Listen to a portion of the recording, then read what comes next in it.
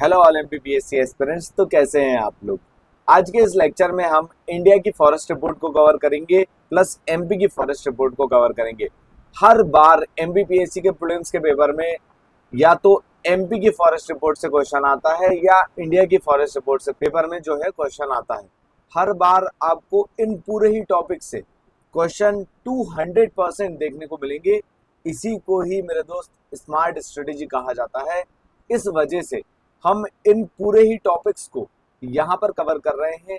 भारत मंथन की प्लेलिस्ट में इंग्लिश मीडियम में अलग से आपको प्लेलिस्ट देखने को मिलेगी और हिंदी मीडियम में सेम टू सेम कंटेंट पे आपको प्लेलिस्ट देखने को मिलेगी।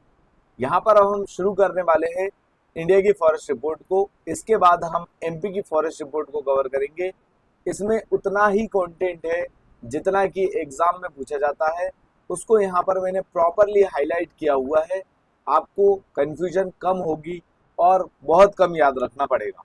तो पहले तो हम ये बात जान लेते हैं कि जो फॉरेस्ट रिपोर्ट है वो कब कब जारी की जाती है। ये जो फॉरेस्ट रिपोर्ट है इसको हर 2 साल में जो है जारी किया जाता है। ठीक है, अब हम यहाँ पर कवर कर लेते हैं इंडिया की फॉरेस्ट रिपोर्ट को। यहाँ पर जो रिसेंटली मोस्ट रिसेंट जो फॉरेस्ट रिपोर्ट है वो 2024 में यहाँ पर जारी की गई थी। इसको जारी कौन करता है? Environment forest and climate change minister, जो उस समय पे कौन थे? भूपेंद्र यादव थे। यहाँ पर ये फैक्ट आपको याद रखना बहुत जरूरी है। और इसको लॉन्च कहाँ से किया गया था? Forest research institute of India Dehradun में जो लोकेटेड है। ये बात कई बार एग्जाम में हमारे प्रीलिम्स में पूछी जा चुकी है। और एमपीपीएससी के जो अदर एग्जाम होते हैं जैसे एडीपीयू का एग्जाम, डेंटल सर्जन का एग्जाम, असिस्टेंट प्रोफेसर के जो शुरुआत के जो 50 क्वेश्चन होते हैं उसमें भी इस तरीके के क्वेश्चन पूछे जाते हैं। यहाँ पर ये जो रिपोर्ट है इसको पब्लिश कौन करता है? उसको पब्लिश करता है फॉरेस्ट सर्वे ऑफ इंडिया। ये जो जारी की गई रिपोर्ट है ये 18th नंबर की रिपोर्ट है। तो पहली रिपोर्ट कब लॉन्च की गई थी? फर्स्ट रिपोर्ट लॉन्च की गई थी 1987 में। इस बात को आप याद रखिएगा, मोस्ट इम्पॉर्टेंट फैक्ट है। अब हम यहाँ पर हमारी फॉरेस्ट रिपोर्ट को कवर कर लेते हैं। तो हर बार एमपीपीएससी के प्रीलिम्स के पेपर में आपको कुछ नेशनल पार्क्स देखने को मिलेंगे। मोस्टली ये जो नेशनल पार्क्स देखे गए हैं वो नॉर्थ ईस्टर्न स्टेट्स के देखे गए हैं। तो पहले तो हम यहाँ पर साथ ही साथ में फॉरेस्ट रिपोर्ट के साथ में नेशनल पार्क्स को भी यहीं पर हम कवर कर लेंगे। Forest and tree cover of India की बात कर लेते हैं पहले। तो इंडिया का जो forest total forest and tree cover है, देखो यहाँ पर जो डेंस फॉरेस्ट होते हैं और नॉर्मली फॉरेस्ट होते हैं, नॉर्मली जो हमारे ट्रीज होते हैं जो जगह जगह पे फैले फैले लगे हुए होते हैं। तो इसको आप इस तरीके से याद रखिए। जो डेंस फॉरेस्ट है, जैसे अगर आप एमपी का मैप देखेंगे तो एमपी के मैप में आपको एमपी के मैप में जो है एमपी का मैप अगर मैंने ऐसा आड़ा सा बनाया है, अगर आप एमपी का मैप देखेंगे यहाँ पर आपको कान्हा नेशनल पार्क दिखेगा, लेकिन पूरे एमपी में जगह जगह जो है ट्री कवर है। तो इस तरीके से हमको ये चीजें जो है देखने को मिलती है। फॉरेस्ट और ट्री कवर मैंने यहाँ पर आपको बताने का जो है प्रयास किया है। अब हम यहाँ पर देख लेते हैं ट्री एंड फॉरेस्ट कवर, इसका परसेंटेज कितना है? 25.17%। देखिए ये फैक्ट्स आपको याद होने चाहिए क्योंकि ऐसे ही क्वेश्चन एमपीपीएससी के प्रीलिम्स के पेपर में पूछे जाते हैं। अगर हम यहाँ पर टोटल फॉरेस्ट कवर की बात करें इंडिया के तो उसका परसेंटेज कितना है? 21.76%। और ट्री कवर की बात करें तो वो है 3.41%। तो ऐसे करके टोटल कितना हो जाता है ट्री एंड फॉरेस्ट कवर? 25.17%। ठीक है, तो अब हम यहाँ पर कुछ नेशनल पार्क्स को भी कवर कर लेते हैं। जैसे न्योरा वैली, ये सिक्किम में है। गोरुमारा, ये यहाँ पर आपको वेस्ट बंगाल में देखने को मिलेगा। इसके बाद हम यहाँ पर आसाम के देखें तो औरंग, काजीरंगा और नामेरी, ये 3 आसाम में है। नामडापा और बालपकरम ये आपको जो है मेघालय में देखने को मिलेंगे। इसके बाद माओलिंग, ये अरुणाचल प्रदेश का है।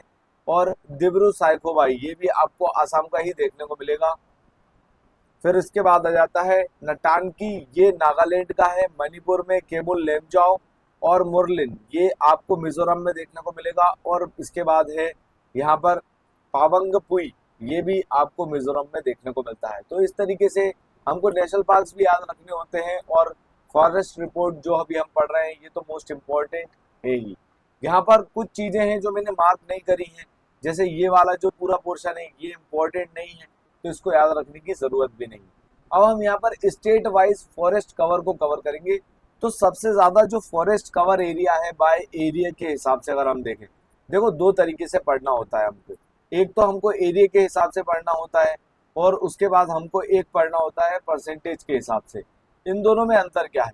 अगर हम पूरे मध्य प्रदेश का एरिया देखें, तो मध्य प्रदेश का एरिया जो है, Madhya Pradesh second largest state है इंडिया का एरिया वाइज। सबसे फर्स्ट नंबर पे कौन सा है? राजस्थान। सेकंड नंबर पे आता है हमारा मध्य प्रदेश। अब मध्य प्रदेश के टोटल एरिया की बात करें तो इसके टोटल एरिया में जो सबसे ज्यादा फॉरेस्ट एरिया है मतलब इंडिया में, वो सबसे ज्यादा मध्य प्रदेश में है।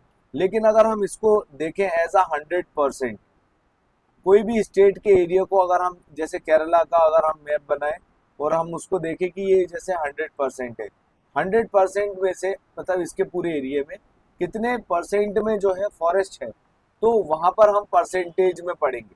इस तरीके से हमको पढ़ना है। एक तो हमको एरिया वाइज पढ़ना है और एक हमको परसेंटेज वाइज पढ़ना है। तो स्टेट वाइज फॉरेस्ट कवर अगर हम देखें तो एरिया वाइज में सबसे ऊपर आता है मध्य प्रदेश, फिर आता है अरुणाचल प्रदेश, उसके बाद आता है छत्तीसगढ़। देखिए तीन तीन नाम याद रखना बहुत जरूरी है। अगर आप प्रीवियस ईयर्स पेपर्स का एनालाइज करेंगे तो आपको यहाँ पर मेरी बात समझ में आएगी कि क्यों हम यहाँ पर तीन तीन नाम को याद रख रहे हैं। इसके बाद अगर हम परसेंटेज वाइज देखें, जैसे कि मैंने आपको आगे बताया, जैसे लक्षद्वीप का अगर आप देखोगे तो ऐसे बहुत सारे छोटे छोटे डॉट जैसे दिखते हैं। तो इसको अगर हम पूरे एरिया को अगर हम 100% माने तो 100% में से 91.33% का जो एरिया है, मतलब बाय एरिया वाइज अगर हम परसेंटेज वाइज अगर हम देखें तो लक्षद्वीप फर्स्ट नंबर पे आता है, फिर आता है मिजोरम, उसके बाद आता है अंडमान एंड निकोबार। देखिए तीन तीन दो दो नाम आपको याद रखने पड़ेंगे, क्योंकि अगर आप प्रीवियस ईयर पेपर्स देखेंगे तो वहां पर आपको ये चीज का अनुमान समझ में आएगा। तो परसेंटेज वाइज देखें तो परसेंटेज वाइज फर्स्ट नंबर पे हो गया लक्षद्वीप, फिर हुआ मिजोरम, और फिर आता है हमारा अंडमान एंड निकोबार। अगर हम एरिया वाइज देखें जो कि हमने आगे कवर किया था, तो सबसे ऊपर आता है एमपी, एमपी के बाद आता है अरुणाचल प्रदेश, अरुणाचल प्रदेश के बाद कौन सा राज्य आता है? छत्तीसगढ़। अगर हम एरिया वाइज देखते हैं, परसेंटेज वाइज देखेंगे तो सबसे ऊपर आता है लक्षद्वीप, लक्षद्वीप के बाद आता है मिजोरम, और मिजोरम के बाद आता है अंडमान एंड निकोबार।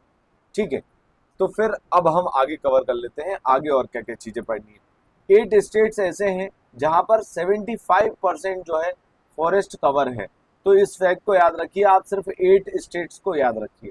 इसके बाद हम बात कर लेते हैं स्टेट, उन स्टेट्स की बात कर लेते हैं जहां पर फॉरेस्ट कवर में बढ़ावा हुआ है। फॉरेस्ट की बात हो रही है, ठीक है, फॉरेस्ट की बात हो रही है। फिर आगे होगी फॉरेस्ट एंड टी कवर दोनों की, ठीक है।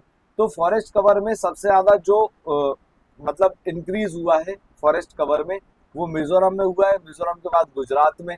इसके बाद अगर हम देखें तो फॉरेस्ट एंड ट्री कवर की बात अगर हम देखें तो सबसे ज्यादा बढ़ोतरी छत्तीसगढ़ में हुई है, उसके बाद उत्तर प्रदेश यहाँ पर आता है। मैनग्रोव की बात करेंगे, जो समुद्र के किनारे जो फॉरेस्ट एरिया होता है, मैनग्रोव फॉरेस्ट, ये समुद्र के किनारे जैसे सुंदरबंस है, उनको हम मैनग्रोव्स बोलते हैं। वो आधे पानी में, मतलब जो क्या बोलते हैं, कीचड़ वाले एरिया में, दलदल वाले एरिया में जो फॉरेस्ट होते हैं उनको हम मैनग्रोव बोलते हैं। तो ये जो मैनग्रोव है ये सबसे ज्यादा अभी वेस्ट बंगाल में देखने को मिलेंगे, क्योंकि अगर आप वेस्ट बंगाल इंडिया का मैप देखेंगे तो वेस्ट बंगाल जो है, वेस्ट बंगाल से सीमा पे यहाँ पर आपको जो है बे ऑफ बंगाल देखने को मिलेगा, और यहाँ पर हुगली रिवर के आसपास नीचे यहाँ पर बे ऑफ बंगाल चालू हो जाता है। यहाँ पर आपको जो है ये सुंदरबन के फॉरेस्ट देखने को मिलेंगे, और इसमें सबसे ज्यादा बढ़ोतरी हुई है आंध्र प्रदेश में, और सबसे ज्यादा गिरावट हुई है गुजरात में। ये सारे ही फैक्ट्स बहुत इंपॉर्टेंट हो जाते हैं।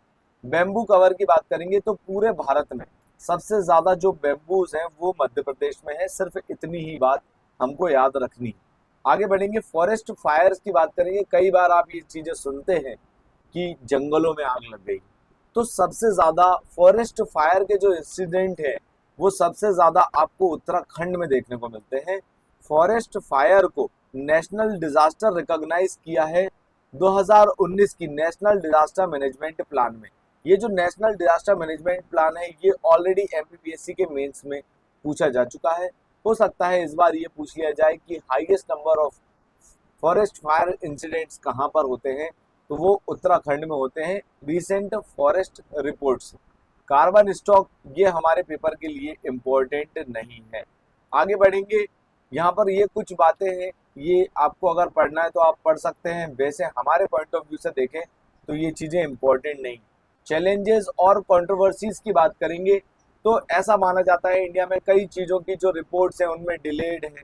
ये सारी जो बातें हैं ये मेंस के पॉइंट ऑफ व्यू से मोस्ट इम्पॉर्टेंट है कि मेंस के हिसाब से जब भी हम नेशनल पार्क फॉरेस्ट से रिलेटेड जो भी क्वेश्चंस आते हैं एनवायरमेंट से रिलेटेड, वहां पर हम as a controversy, as a criticism, challenges के रूप में इन सारे ही पॉइंट्स को लिख सकते हैं। और अब हम पढ़ रहे हैं यहाँ पर प्रीलिम्स का, तो हम इसको प्रीलिम्स के पॉइंट ऑफ व्यू से कवर कर लेते हैं। इंडिया की बात करेंगे, कुछ बातें और यहाँ पर बची हुई हैं, इसके बाद हम एमपी का शुरू करने वाले हैं। इंडिया की बात करें तो पेरिस एग्रीमेंट के तहत हमको 2.5 से 3 बिलियन का जो CO2 है उसका उत्सर्जन जो है उसको हमको कम करना है बाय 2030, ये हमारा प्लान है। बॉन्ड चैलेंज की बात करेंगे तो बॉन्ड चैलेंज में क्या होता है, जो लैंड जो जो जमीन है वो खराब हो गई है उनको रिस्टोर करना है, मतलब restoration of land, degraded land, उनको यहाँ पर बॉन्ड चैलेंज के माध्यम से किया जा रहा है। बॉन्ड चैलेंज एक जो टारगेट है हमारा यहाँ पर, ये जो टारगेट है ये 2030 तक का है, 2030 तक का है। इसको बस आप याद रखिए, बॉन्ड चैलेंज को आप याद रखिए। बॉन्ड चैलेंज में क्या कर रहे हैं हम, डिग्रेडेड लैंड को रिस्टोर कर रहे हैं, बस इतनी बात याद रखिए। अब हम बात कर लेते हैं एमपी की। तो एमपी की बात करेंगे तो यहाँ पर आप पहले तो मैप देखिए, मैप से आप कुछ बातें समझने का प्रयास कीजिए। यहाँ पर जहाँ भी आपको बहुत ज्यादा हरा हरा दिख रहा है, जैसे ये वाला पूरा पोर्शन, यहाँ पर आपको मोस्ट डेंस फॉरेस्ट देखने को मिलेंगे। ये वाले एरिया में भी कई सारे फॉरेस्ट एरियाज हैं, ये सतपुड़ा का पार्ट है, यहाँ पर ये हमारा विंध्या का पार्ट है, फिर इसके बाद यहाँ पर हमारी जो है कैमूर आ जाती है, भांडेर आ जाती है। इस तरीके की चीज़ें जो है हमको हम हमारे ज्योग्राफी में पढ़ते हैं। इसके बाद ये फॉरेस्ट एरियाज को मैं जो है मार्क आउट कर रहा हूँ ताकि आपको आगे फैक्ट्स आसानी से समझ में आए। अब हम इसको और थोड़ा सा जूम इन कर लेते हैं। अब यहाँ पर ये जो कान्हा नेशनल पार्क है, यहाँ पर जो टाइगर सफारी चलाई जा रही है, तो कान्हा जो है ये कान्हा नेशनल पार्क, हमारा जो कान्हा टाइगर रिजर्व है ये मंडला में लोकेटेड है। अब हम यहाँ पर शुरू करने वाले हैं एमपी की फॉरेस्ट रिपोर्ट को। मोस्ट इम्पोर्टेंट है, हर बार क्वेश्चन आता है, प्रीवियस ईयर्स पेपर्स को एनालाइज जरूर कीजिएगा, यहाँ से क्वेश्चन आपको देखने को मिलेगा। इसके बाद हम बात कर लेते हैं एमपी के फॉरेस्ट और ट्री कवर को। अगर हम देखें तो फॉरेस्ट और ट्री कवर दोनों को मिला के अगर देखें, फॉरेस्ट प्लस ट्री कवर, तो दोनों को मिला के अगर हम देखेंगे तो ये कितना परसेंटेज आएगा, 27.81%, जो कि हाईएस्ट है इंडिया में। इसको अगर हम एरिया के हिसाब से याद रखें तो 85,000 या 85.5 थाउजेंड स्क्वायर किलोमीटर से आप याद रख सकते हैं। इस तरीके के फैक्ट्स जनरली प्रीलिम्स में पूछे जा सकते हैं और मेंस में हमको ये लिखना ही होता है। फॉरेस्ट कवर की बात करेंगे, इंडिविजुअली फॉरेस्ट कवर की बात करेंगे तो 77,000 है, जो कि हाईएस्ट है इंडिया में, ये हम आगे कवर कर चुके हैं। और ओवरऑल अगर हम पूरे एमपी के मैप में अगर हम देखें कि कितना टोटल ज्योग्राफिकल एरिया का परसेंटेज जो है वो फॉरेस्ट कवर में आता है, तो वो हैगा 25%। जब ये रिपोर्ट पेश करी गई थी तब मध्य प्रदेश में टोटल 52 डिस्ट्रिक्ट्स थे, अब मध्य प्रदेश में टोटल 55 डिस्ट्रिक्ट्स हो चुके हैं। तो 55 डिस्ट्रिक्ट्स जो हुए हैं वो है, 53rd नंबर का जो है वो माओगंज है, रीवा से अलग होकर बनाया गया। यहाँ पर आपको माओगंज का नक्शा देखने को मिलेगा, माओगंज की लोकेशन यूपी से लगी हुई है। इसके बाद 54th नंबर पे बना पांडुरना, ये अलग हुआ छिंदवाड़ा से। यहाँ पर आपको ये पांडुरना का जो नक्शा है वो महाराष्ट्र से इसकी बॉर्डर लगी हुई है। इसके बाद अगर आप देखेंगे 55th नंबर पे बना मैयर, मैयर किससे अलग हुआ, सतना से अलग हुआ। तो ऐसे करके आप टोटल 55 जिले मध्य प्रदेश में हो चुके हैं। वापस से फॉरेस्ट रिपोर्ट पे आते हैं।